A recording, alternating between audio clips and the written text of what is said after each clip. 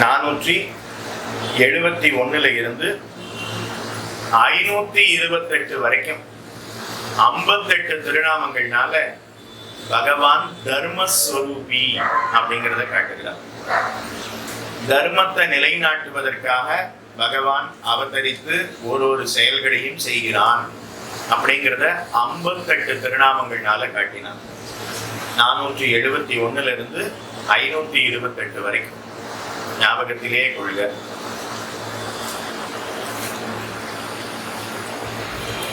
ஒரு எக்ஸாம் வைக்க வேண்டிதான். 471 இருந்து 528 வரைக்கும் பகவான் தர்மஸ்வரூபி அப்படிங்கிறத காட்டுகிறார். அதுல முதல் திருநாமம் 471 வத்சரஹா. வத்சரஹா அப்படின்னா உள் உறைபவன். உள் உறைபவன். நம்ம ஒவ்வொருத்தருக்குள்ளேயும் பகவான் வாழ்கிறான். உள் உறைபவன் வத்சரஹா. அத தர்மாத்மா. எதனால அப்படின்னா தர்மத்தை நிலைநாட்டணுமே, அதுக்காக ஒவ்வொருத்தருடைய ஆத்மாவுக்குள்ளேயும் மனசுக்குள்ளேயும் அவன் உள் உரைகிறானாம். புருஷார்த்த வியவஸ்தாபனாய சர்வாந்தர் வசதீதி வத்சரஹா. தர்ம நெறிப்படி பலன்களை தருவதற்காக அந்தராத்மாவாக உள்ளே உரைகிறான். நாம ஒரு நற்காரியம் பண்றோம், அதுக்கு சாட்சி யாரு? யாருமே பார்க்கலையே. நாம ஒரு தீய செயலை செய்யறோம், கண்டிப்பா தண்டனை உண்டு, யாருமே பார்க்கலையே. அப்ப எப்படி தண்டனை கிடைக்கும்? அவர் அப்படி போயிடணும் அப்படின்னு நாம நினைச்சாலே நினைச்சதுக்கும் தண்டனை உண்டு. ஒருத்தரை வைத்தால் அப்பவும் தண்டனை உண்டு, அடித்தால் அப்பவும் தண்டனை உண்டு. மனதால நினைச்சாலும் பாவம் வந்து சேரும். ஒருத்தரை வாயால வைத்தோம்னா அடுத்த பிறவியில ஊமையாக பிறப்போம்.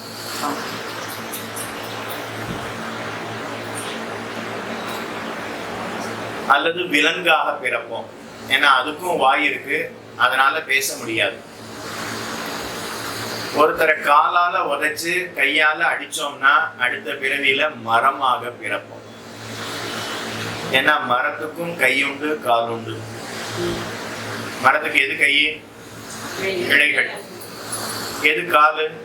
வேர்கள். ஆனா அது இப்ப மிதிக்க முடியுமா?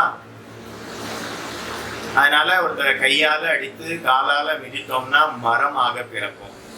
வாயால வைத்தோம்னா நாம விலங்காக பிறப்போம். மனதால நினைச்சோம்னா மிகவும் தாழ்ந்தவனாக, தாழ்ந்த செயலை செய்பவனாக மாறிவிடுவோம். குழம்புவோம். அப்படியே மனசால நமக்கு இப்படி நடக்கவே இல்லையே, அவர் மட்டும் இப்படி சந்தோஷமா இருக்காரு, அவளுக்கு மட்டும் செல்வம் சேருகிறதே, நமக்கு ஒண்ணுமே சேரலையே அப்படின்னு மனசுல புழங்கி புழங்கி புழங்கி கடைசி வரைக்கும் அப்படியே இருப்பான். அதனால ஒருத்தரை மனதாலையும் கூட நாம தீங்கு நினைப்பது அப்படிங்கிறது கூடாது. அதே போல தனியா அவர் அறையில இருந்து அவர் கதவை கூட்டிட்டு பகவானை குறித்து சிந்தித்து கொண்டிருக்கிறார். இல்ல கொரோனா சமயம், யாரும் உள்ள வரல, ஆனா அவர் வீட்டுல இருந்து அவர் யாகம் பண்ணிட்டு இருக்கார், யஜ்யம் பண்ணிட்டு இருக்கார், யாரும் பார்க்கல. இப்ப அதுக்கு தகுந்த பலனை கொடுக்கணுமா இல்லையா?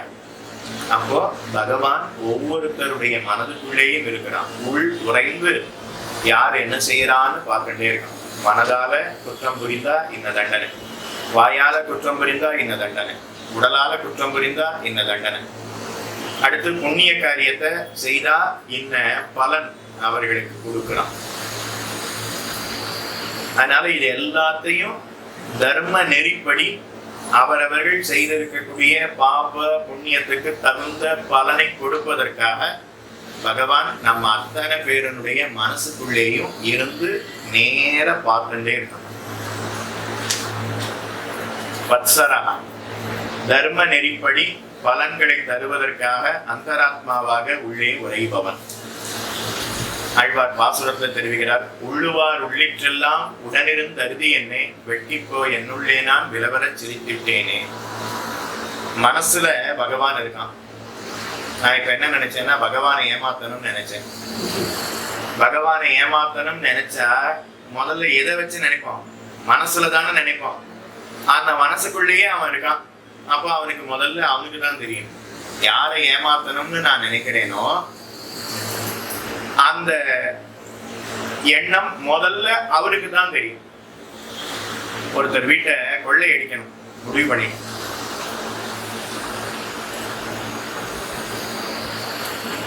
சுவாமி கொள்ளையெல்லாம் அடிப்பாரான்னு நினைச்சாரு. உங்களுக்கு புரியணுங்கிறதுக்காக சொல்றேன். ஒருத்தர் வீட்டை கொள்ளை அடிக்கணும். இன்னைக்கு ராத்திரி 12 மணி கொள்ளை அடிக்கணும். மத்தியானம் 12 மணிக்கு அவர் வீட்டு கதவை தட்டினோம். கொள்ளைக்காரர்கள் 4 பேர். அவன் 4 பேரோட வீட்டுக்குள்ள போய் நடு வீட்டுல உட்காந்து, இவர் வீட்டுலதான் இன்னைக்கு கொள்ளை அடிக்கணும், ராத்திரி 12 மணிக்கு வரணும், இந்த இடத்துல தான் பீரோ வச்சிருக்கார், இந்த இடத்த உடைக்கணும், இந்த இடத்துல லாக்கர் வச்சிருக்கார், அதை உடைக்கணும், அதுக்குள்ள நிறைய இருக்கு, எல்லாத்தையும் எடுத்துட்டு இந்த வழியா நாம தப்பிச்சுட்டு போயிடணும் அப்படின்னு சொல்லி அவ வீட்டுல உட்காந்து திட்டம் போட்டோம். இப்ப முதல்ல யாருக்கு தெரியும்? முதல்ல அந்த வீட்டுல உட்காந்து திட்டம் போட்டா அந்த வீட்டுல எஜமானனுக்கு தானே அது முதல்ல தெரியும். அத போல பகவானை ஏமாத்தணும்னு நினைச்சா முதல்ல பகவானுக்கு தெரிஞ்சிடும். அதனால உள்ளுவார் உள்ளிற்றெல்லாம், நினைக்கிறவா எதை எதை நினைக்கிறாளோ அது எல்லாவற்றையும் உள்ளிற்றெல்லாம் உடன் இருந்து அருதி, பக்கத்திலேயே உட்கார்ந்து எல்லாத்தையும் தெரிஞ்சுக்கிறாராம். உடனிருந்து அருதி என்னே, வெட்டிப்போ என்னுள்ளே நான் விலவர சிரித்திட்டேன். பகவானை ஏமாத்தணும் நினைச்சு நான் தான் ஏமாந்து போனேன்னு தொண்டரடிப்படி ஆழ்வார் தெரிவிக்கிறார். வத்சரா உள்ளுரைபவன்.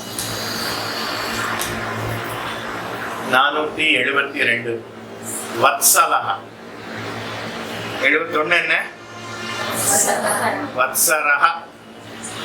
472 வத்சலஹா. வத்சலஹா அப்படின்னா அன்புடையவன். என்னவோ பகவான் உள்ள உட்கார்ந்துட்டே இருக்கார், தண்டிக்கிறார் தண்டிக்கிறார்னு மட்டும் நினைச்சுக்க வேண்டாம். பகவான் அதீத அன்புடையவன். நம்ம ஒவ்வொருத்தரிடத்துலையும் அவ்வளவு அன்பு காட்டுகிறான். நாம தான் அதை ஏற்றுக்கொள்ளாமல் இருக்கிறோம். தகப்பனாருடைய சொத்து நமக்கு வரணும்னா நாம என்ன பண்ணணும்? நாம ஒண்ணும் பண்ண வேண்டாம், அவர் தகப்பனாருன்னு ஒத்துண்டா போதும். நாம ஒண்ணும் பண்ண வேண்டாம், ஆமா அவர் என்னுடைய தகப்பனார்னு சொன்னா போதும், அந்த சொத்து தானா நமக்கு வந்துடும், அவருடைய சொத்து. அத போல பகவான் நமக்கு நம்மிடத்துல அன்பு காட்டுகிறான். அன்புடையவன். வத்சலஹா. வத்சானு ஸ்வேத் சுகானு காமயதேதி வத்சலஹா.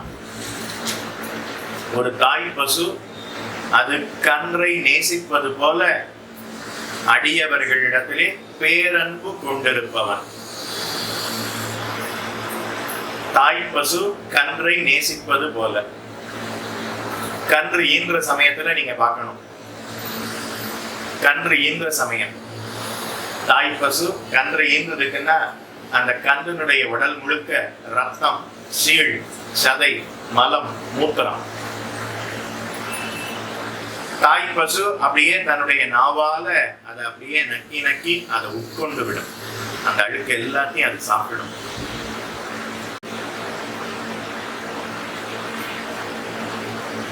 ஒரு 10 நாளைக்கு முன்னாடி கூரத்துக்கு சென்றிருந்தோம். அப்ப அங்க ஒரு கோசாலை இருக்கு. அந்த கோசாலைக்கு போனோம். அப்போ அந்த கோசாலை நடத்துறவர், சுவாமி இந்த பசுமாடு கன்று ஈன்று 4 நாள் தான் ஆறுது, 4 நாள் தான் ஆறுதுன்னு சொன்னார். அவர் பக்கத்துல போனா அவரையே அப்படியே முட்டை வரும். இடையன் பக்கத்துல போனா அவரையும் முட்டை வரும். அந்த கன்று அதை அவிழ்த்து விட்ட உடனே அது துள்ளி துள்ளி துள்ளி குதிச்சு எல்லா பக்கமும் ஓடியது. உடனே அடியவங்கள் பக்கத்துல போய் அந்த கன்றை தடவணுங்கிறதுக்காக போனோமே, அப்ப தாய் பசு அப்படியே எட்டி பார்க்கறது.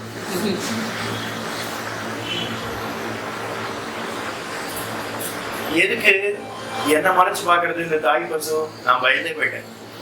சுவாமி ஒண்ணும் இல்ல, அந்த கன்றை எங்கேயாவது நீங்க கூட்டிட்டு போயிட்டு விடுவோம்னு பயம், அதனால அது எட்டி பாக்குறதுன்னு சொன்னாங்க. அதனால பக்கத்துல அந்த தாய் பசு கண்ணிலேயே அது பார்வை படுற இடத்துலயே வச்சு அந்த கன்றை தடவினும். அப்போ அது பேசாம இருந்தது. அந்த தாய் பசு கன்றினுடைய உடல்ல இருக்கக்கூடிய ரத்தம், சதை, சீழ், மலம், மூத்திரம் அது எல்லாவற்றையும் அப்படியே நக்கி நக்கி உட்கொண்டு விடும். நமக்கும் குழந்தை பிறக்கும் போது அப்படித்தான் குழந்தை பிறக்கும். நமக்கும்னா நீங்க தான் குழந்தை பெற்றிருக்கீங்க. குழந்தை பிறக்கும் போது அதனுடைய உடல் முழுக்க ரத்தமும் சீழும் சதையுமா தான் இருக்கும். அப்படியே நர்ஸ் வாங்கிட்டு போய் நல்லா வெந்நீரால அந்த குழந்தைய நல்லா தொடச்சிட்டு அப்புறம் ஃப்ரெஷ்ஷா நன்னா பழன்னு குழந்தைய அப்படியே இதோ உங்க குழந்தைன்னு காட்டுவாங்க. சரியா இதை சொல்லும் போது நர்ஸ் மேடம் வந்துட்டாங்க. அங்கதான் நர்ஸ் நிக்கிறாங்க.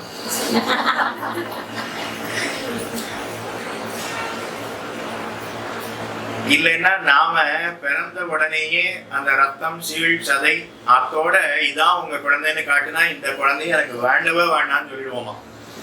அதனாலதான் அப்படியே நல்லா உடம்பு எல்லாத்தையும் நல்லா அலம்பி அதுக்கப்புறம் தாயின் இடத்துல கொண்டு போய் காட்டுறோம். இதே போலதான் கன்றுவும் விழும். ஆனா தாய் பசு அப்படியே தன்னுடைய நாக்கால நக்கி நக்கி உட்கொள்ளும். ஒரு 15-20 நிமிஷம் அது அப்படியே நாக்கால அப்படியே உட்கொள்ளும். அதுக்கப்புறம் அந்த கன்றை பார்த்தோம்னா அப்படியே பழன்னு வெள்ளை வெளியேன்னு இருக்கும். அதை பார்த்தா தான் பகவான் நம்ம அத்தனை பேரிடத்துலையும் எவ்வளவு அன்பு வைக்கிறாங்கிறத நாம தெரிஞ்சுக்க முடியும். சரணாகதர்களிடத்துல அவ்வளவு அன்பு காட்டுகிறான். அன்றின்ற கன்றினிடத்துல தாய் பசு காட்டும் அன்பு, அந்த அன்பை உடையவன் வத்சலா. கணித்திடம் கற்றதுமை கன்று இறங்கி நினைத்த மலைவழியே நின்று பால் சோர. நினைத்த மலைவழியே நின்று பால் சோர. தூரத்துல இருந்து கன்றை பார்த்த உடனே தாய் பசு கன்றை அவிழ்த்து விட்டா தானே தாயினுடைய பசுவினுடைய பாலை அது பருக முடியும். ஆனா இடையன் அவன் கட்டி வச்சுட்டான், அவிழ்த்து விடவே இல்லை.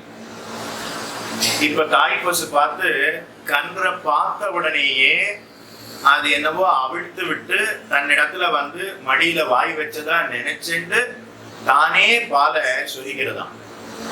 நினைத்த மலைவழியே நின்று பால் சோர. அப்ப நினைச்ச மாத்திரத்திலேயே அன்ப பொழியுமே தாய் பசு. அத போல பகவான் நம் ஒவ்வொருத்தரையும் நினைத்த மாத்திரத்திலேயே அன்பை பொழிகிறோம்.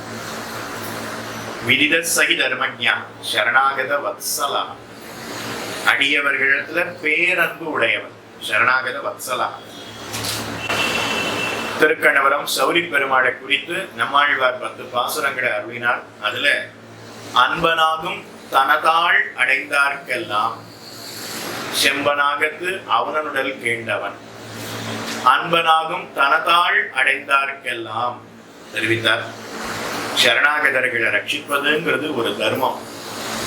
அதனால அந்த தர்மத்தை நிலைநாட்டுவதற்காக பகவான் அடியவர்களிடத்துல பேரன்பு காட்டுகிறான்.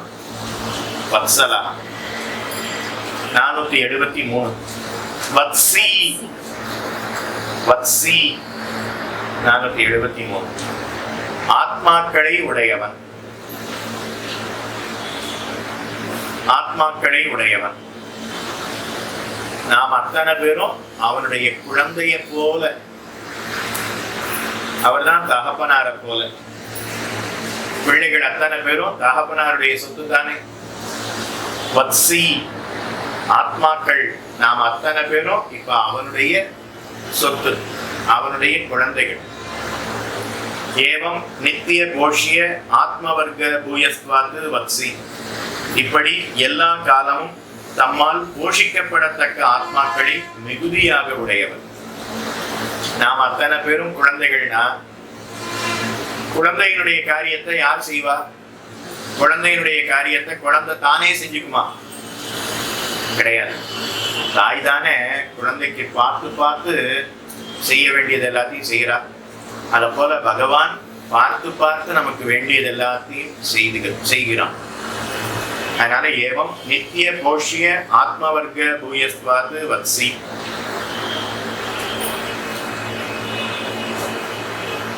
நம் அனைவருக்கும் கரண கலேபரங்களை கொடுத்தான். கரணம்னா இந்திரியம், கலேபரம் அப்படின்னா சரீரம். இந்திரியம் கண்ணு, காது, மூக்கு, நாக்கு, தொக்கு முதலான எல்லாவற்றையும் அவன் அன்பினாலே கொடுத்தான். நாம யாருக்காவது கண்ணை கொடுப்போமா? நாம யாருக்காவது ரத்தம் கொடுப்போமா? கொடுக்க மாட்டோம். சொந்தக்காரரா இருந்தா, எனக்கு வேண்டியவரா இருந்தா அப்பதான் கொடுக்கும்.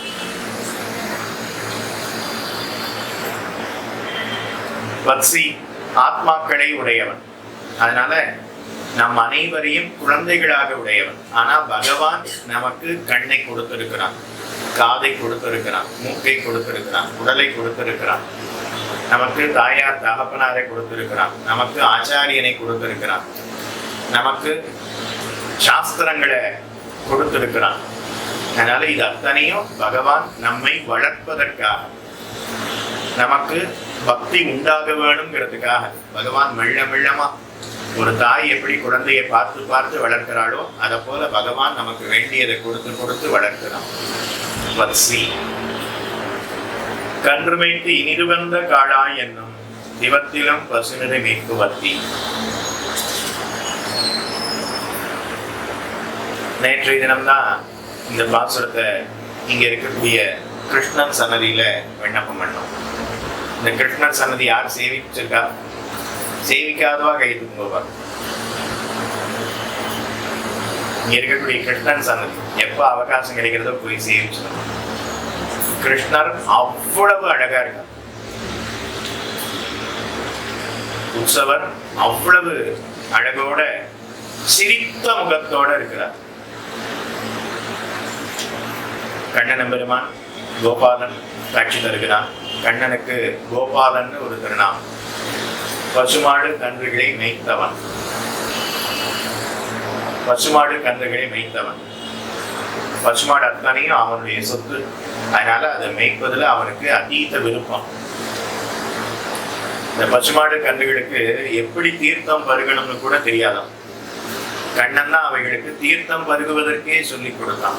எல்லா பசுமாடு கன்றுகளையும் யமுனையில அப்படியே வரிசையா யமுனை கரையில நிறுத்தி வச்சு தானும் மாட்டோட நடுவுல அமர்ந்து முட்டு போட்டு தலையை குனிஞ்சு கையை பின்னாடி கட்டி அப்படியே நாக்கால அப்படியே நக்கி நக்கி உட்கொள்வான்.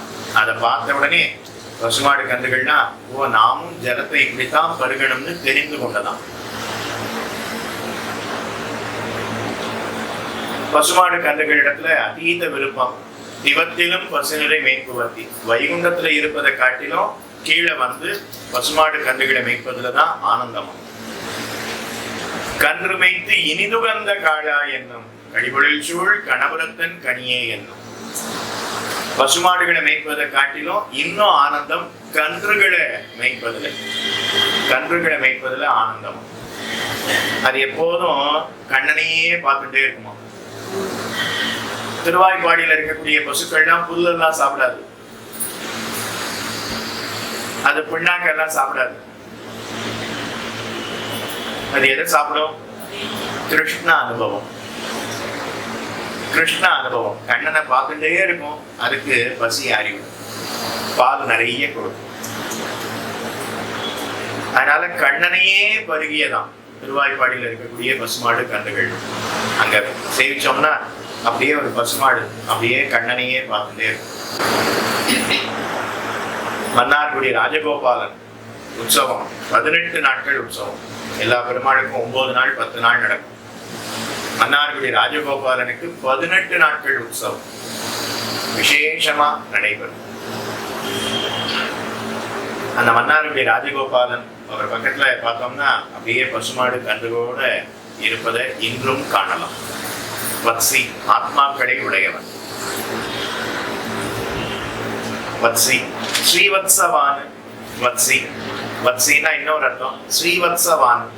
பகவானுடைய திருமார்புல ஸ்ரீவத்சம் அப்படிங்கிற ஒரு மரு இருக்குமா. மருன்னா மச்சம். பகவானுடைய திருமார்புல ஒரு மச்சம் இருக்குமா, மரு. ஸ்ரீவத்சம் அப்படின்னு பேர். அதனால ஸ்ரீவத்சவான். ஸ்ரீவத்சவான் அப்படின்னா அந்த மரு யாரிடத்துல இருக்கோ அவருக்கு வத்சி அப்படின்னு பேர்.